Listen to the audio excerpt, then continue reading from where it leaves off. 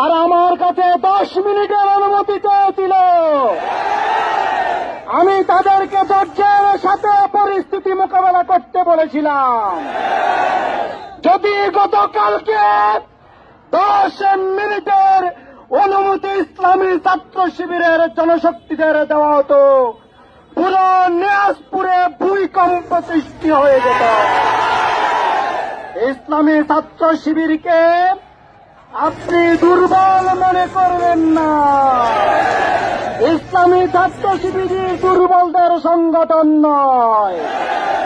এই সংগঠন সেই সংগঠন যারা 1000-এর বিরুদ্ধে 313 জন মোকাবেলা করে।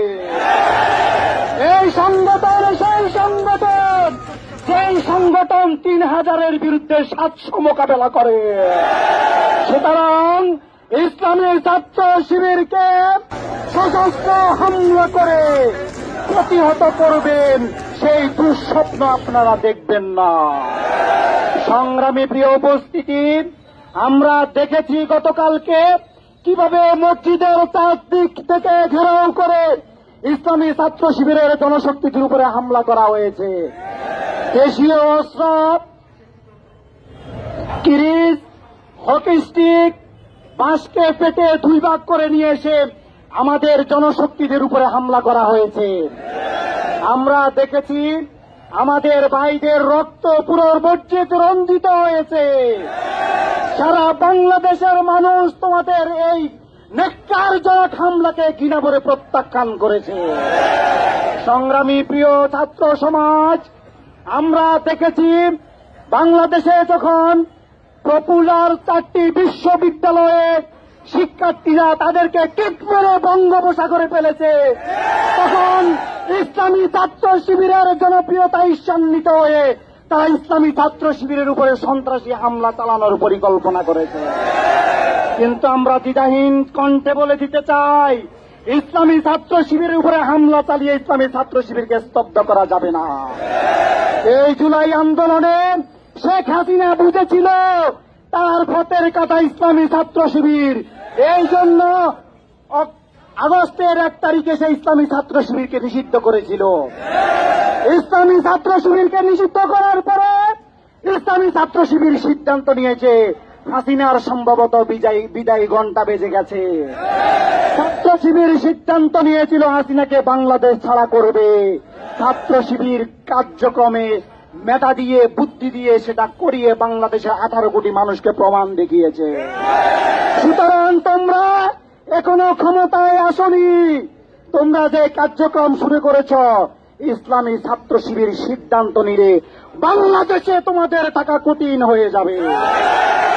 এজন্য আমি বলতে চাই, খবরদার, সাবধান হয়ে যান। গতকালকে রাত্রিবেলা আমরা খবর পেয়েছি তোমরা বাড়িতে বাড়িতে গিয়ে তোমরা হুমকি দিচ্ছ। আজকে সারাদিন তোমরা বাজারের উপরে অবস্থান করছ, বিভিন্ন মহিলাদেরকে হুমকি দিচ্ছ, বাড়িতে বাড়িতে গিয়ে হুমকি দিচ্ছ। যদি এগুলো চলতে থাকে, পুরো নোয়াখালীর ছাত্র জনতাকে সাথে নিয়ে, আপামর তৌহিদি জনতাকে সাথে নিয়ে তোমাদের বিষটা তুপড়ে ফেলা হবে। সুতরাং সাবধান হয়ে যাও। প্রশাসনের প্রতি দৃষ্টি আকর্ষণ করছি, ইসলামী ছাত্র শিবিরের সেক্রেটারি জেনারেল বলেছেন, মহতারাম কেন্দ্রীয় সভাপতি বলেছেন, আজ 24 ঘন্টার মধ্যে দুষ্কৃতিকারী সন্ত্রাসীদেরকে গ্রেপ্তার করতে হবে।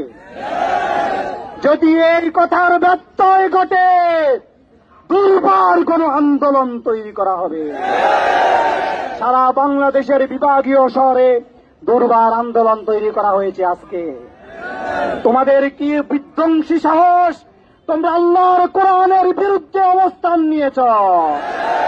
যারা আল্লাহর কোরআনের বিরুদ্ধে অবস্থান নিয়েছে, ইতিহাস সাক্ষী, তাদেরকে ফিরআউনের মতো পরাজয় বরণ করতে হয়েছে, তাদেরকে নমরুদের মতো পরাজয় বরণ করতে হয়েছে।